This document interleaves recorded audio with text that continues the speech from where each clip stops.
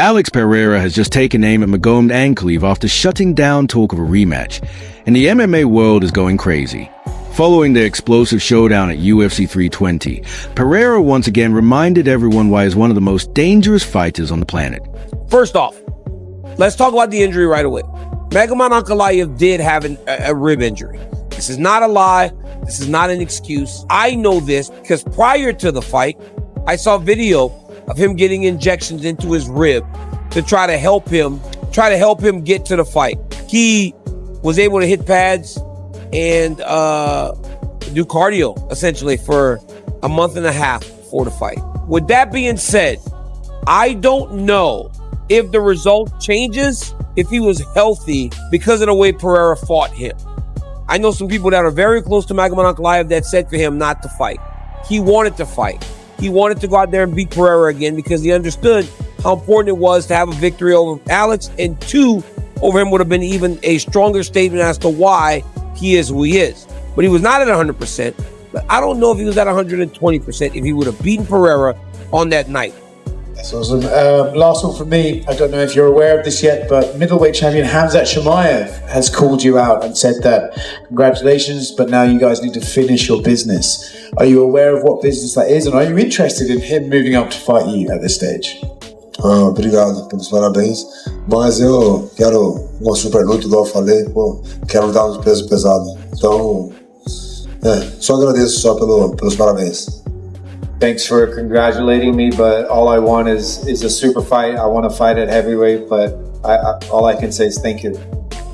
What is your hesitation about him going up to heavyweight? He's mentioned it a few times in the past. He always wanted that Jon Jones fight, and I understand why maybe that fight wasn't appealing to you, but what is your reservations about sending him to heavyweight at this point? Probably that he was a middleweight. He was a middleweight. He's going to jump up 2 weight classes in the UFC. It's not like jumping up 2 weight classes in boxing. It's a big jump. Not that I have any reservations about it. I mean, the guy is he's in a division that there's still some interesting fights. I don't know. It's just I like the guy so much. We'll see. We'll have to talk about it. I just don't see why, unless he wants to retire, why throwing him in at heavyweight makes any sense. Other than I just end up saying he wants to do it so bad. I'll just say yes. I don't know. Pereira finished Ankalaev in devastating fashion, but instead of accepting the loss, Ankalaev came forward claiming he'd been fighting with a rib injury. That excuse didn't sit well with Pereira. Not at all. In a fiery post-fight response, Pereira shut down the talk instantly, saying real champions don't make excuses. They show up, fight, and get the job done. His message couldn't have been clearer. Pereira doesn't buy a single word of Ankalaev's so-called injury story. Across the MMA community, fans are siding with Pereira. Many believe Ankalaev's excuse sounds more like desperation than honesty. He was dominated, controlled, and finished, and no rib injury can change that.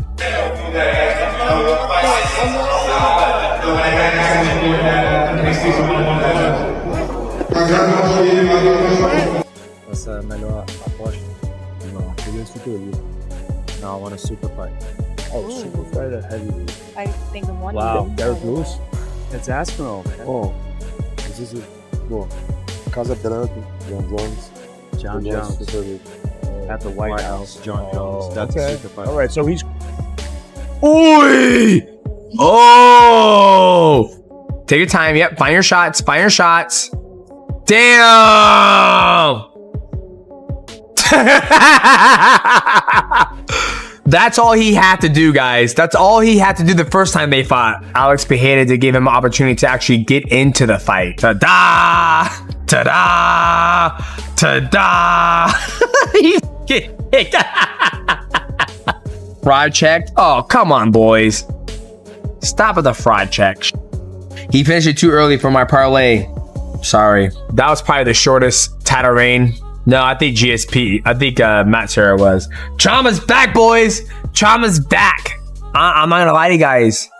I would fight Yuri Prohaska, then fight maybe the winner of Sorgan and Tom Aspinall, and be done. Just be done. The fight was clean, conclusive, and left no room for debate. Pereira has no interest in running it back.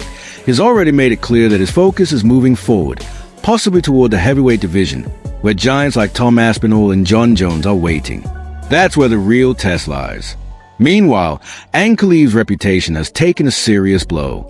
Before UFC 320, he was seen as one of the most technical and composed strikers in the division. But Pereira completely flipped that narrative. His knockout left the MMA world stunned. And now, the rib injury excuses only made things worse.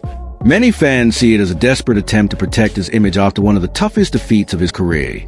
He could be a 3-division world champion for the first God. time. And it's, look, Tom Aspinall is a large that's a big That's a climb. giant man that is never going to make middleweight, never going to make light heavyweight. That is a true heavyweight. Tom Aspinall couldn't make 225. He's huge. Yeah. Because he's ripped at 255. Yeah. So That's a real heavyweight. I'd like to see him fight again at 205. I gotta be honest, man. I kind of like the guy that dominates a little bit, especially when it looks like that. But it looks like that. I mean, that was revenge. Well, Yuri Prochazka has fought Alex Pereira twice. So in our fighter meeting, when we talk about Ankalaev, that would have been a fresh matchup, whereas Carlos Ulberg has not fought him, so maybe he has the inside lane. I don't know. Well, Ulberg versus Yuri for an eliminator. Or for a vacant belt if Poatan's doing his if thing, Poatan right? decides to go up, look, he's 38 years old, too. At a certain point in time, he's going to be done with this. And it's not, we got to appreciate him now. Yeah. Because he doesn't have 10 years left. I mean, it's just, heavyweights can fight a little longer, but, 41, 42. Hey, man, let me tell you something. Fighting in at 41, it ain't fun. It ain't fun at 41. I'm telling you, I don't care how good you are. But, we said a year ago when we talked about Pereira, he's only been in the UFC 3 years, and now we sit here. He still has less than 4 years on the roster. It's nuts. I really don't like to think about that because it's such a crazy stat that someone could dominate the way that he has.